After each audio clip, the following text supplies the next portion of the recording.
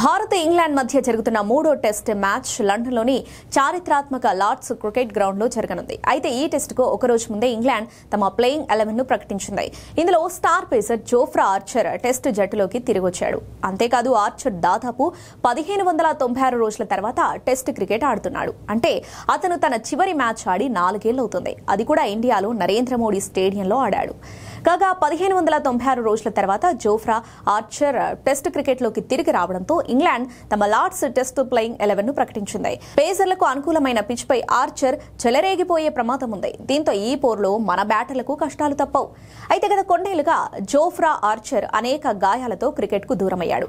మధ్యలో అడపాదడప ఆడినా మళ్లీ ఏదో ఒక గాయంతో జట్టుకు దూరమవుతూనే ఉన్నాడు. ఇలా 4 ఏళ్లకు పైగా అతను టెస్ట్ క్రికెట్ కు దూరమయ్యాడు. ప్రస్తుతం గాయాల నుంచి తను పూర్తిగా కోలుకోవడంతో కౌంటీ మ్యాచ్ కూడా ఆడాడు. ఇప్పుడు లార్డ్స్ లో జరిగే మూడో టెస్టులో తిరిగి జట్టులోకి వచ్చాడు. ఇదిలా ఉండగా ఆర్చర్ ను జోష్ టంగ్ స్థానంలో తుది జట్టులోకి తీసుకున్నారు.